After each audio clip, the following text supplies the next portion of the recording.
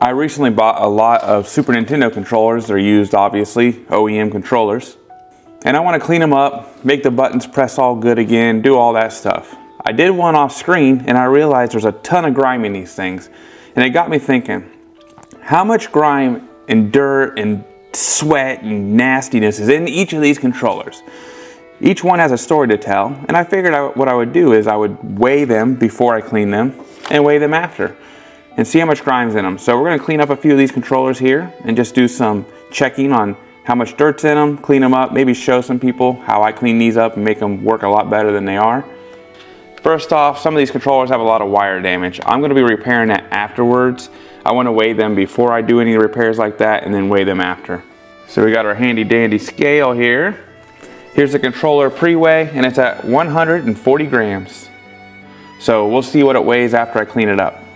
The first thing I do is I disassemble the controller entirely. I take the housing apart. It's a lot easier to clean that way. There's all 5 screws on the back, very easy to get out. Just a regular Phillips screw gets them out easy. And this controller is special. It comes with grime in the screw spots. So I have to get in there and get that out just so I can unscrew this thing. Upon further inspection, it's not grime, it's rust. It looks like this has been water damaged, so this might be worse than I thought. This first controller is turned into one son of a... When the screws are rusted out like that, the hole that the screwdriver goes into has nothing to bite onto and it does not want to come out. Alright guys, sorry I started out with this controller. This one just graduated to a parts controller. Congratulations! Alright guys, we're going to see if the second one's any better.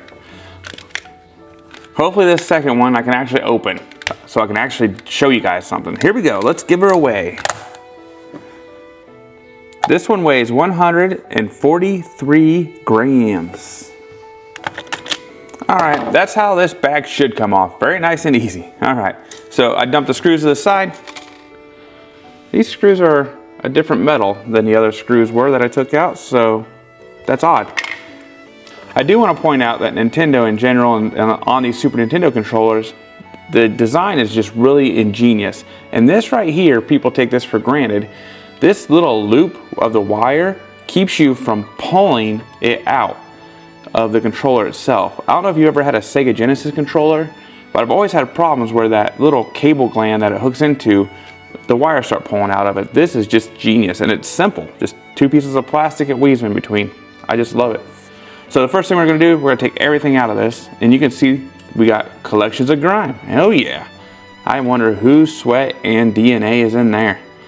Great. So we're going to go ahead and pull this out. This board controller just comes out as one piece.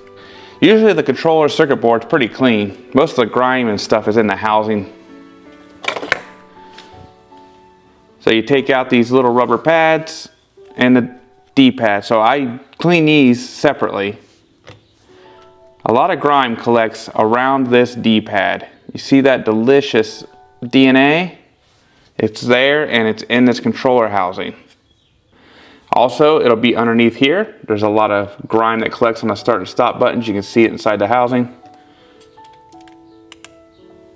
And the buttons themselves around the edges are going to be the same way.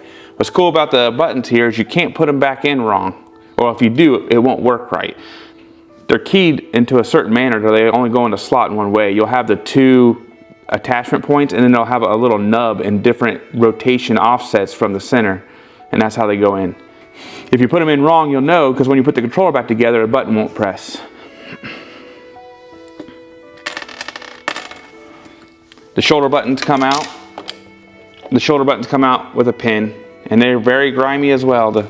It loves to hide in right here. That's delicious. Oh yeah, I can't. That's a good game sesh right there. It loves, oh yeah, look at that. Delicious dirt wax, love it. All right, the pins and things like that don't get that dirty. So the first thing I do is I have an ultrasonic cleaner here. This is a very cheap one. It's not very high frequency. But what they do is it just sends a bunch of vibrations through a water and it vibrates all the dirt and grime loose. So that's my first thing I do. I might do a second one afterwards, but this will help break up and get the original dirt loose. So I'll put this in here. right there. And if I'm correct, when I hit this, you might see clouds. So all this dirt around the edge, you might see this water get cloudy and dirty. Let's see. You can see around the edges here, the dirt's starting to come down. The ultrasonic cleaner is great because it'll vibrate the dirt out of areas you can't get to with like a Q-tip. One of the trouble areas here is like the little nub areas for the buttons. They're very hard to get Q-tips in there and get all that grime out. You can see the water starting to get dirty and murky, especially around the buttons. So for the first cycle here, I let it run for about a minute, and then I just turn it off, take it out, shake it loose. You can see that water is very much dirtier than it was before. So I'm going to do the other part of the housing, the back part, and I'm going to throw all the shoulder buttons and rubber and all that stuff in there. Let it do its thing while I dry this other one. Also, some people may not know this, but there's color labels inside here, and it seems to be for two different button color combinations. They have the lavender and the purple there for the ones that are generically that come with the controller, but it also has the green, yellow, red, and blue on here. I hope the ultrasonic cleaner is not penetrating my mic too much, but I'm going to go ahead and let that run while I clean this up with a Q-tip and some alcohol. Let's see what our ultrasonic cleaner water looks like. Oh yeah, it's pretty murky, and there's chunks of all kinds of stuff in here. Delicious. All right, here's a before shot of the water. And here's an after shot of the water for one controller. Pretty dusty and dirty. It's important you get all these components dried off. All right, the components are pretty well dried off. You can still see there's quite a bit of debris on the D-pad here. All right, we're gonna go ahead and give a more thorough cleaning to the pieces here, starting with the D-pad. A little bit of alcohol, a little bit of Q-tip, works some wonders. It's pretty amazing after all the wear and tear that the L and R letters still show very well on the controller shoulder buttons. Nintendo knew what they were doing. All right, everything's pretty dry, so we're gonna go ahead and assemble. I start with the front controller face first, put the buttons in. And this silicone has the two pegs that this lands on.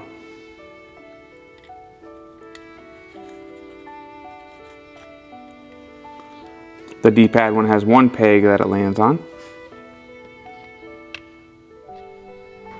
Future Austin here. I was testing the remote controls on my Superboy that I had cleaned and took apart, and the start button was having a problem, and I've never seen this before. I sort of wanted to show it.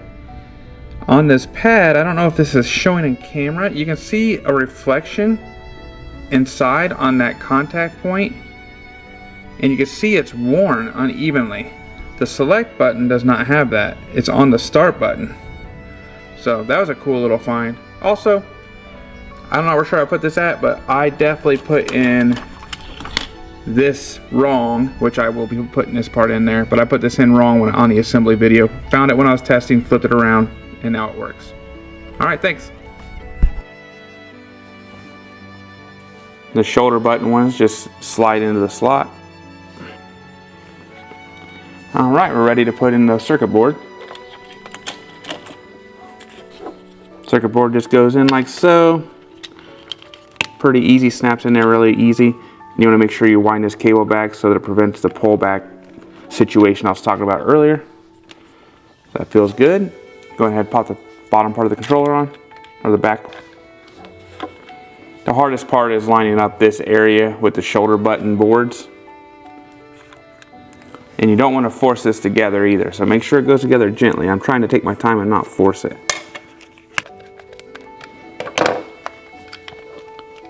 All right, back together.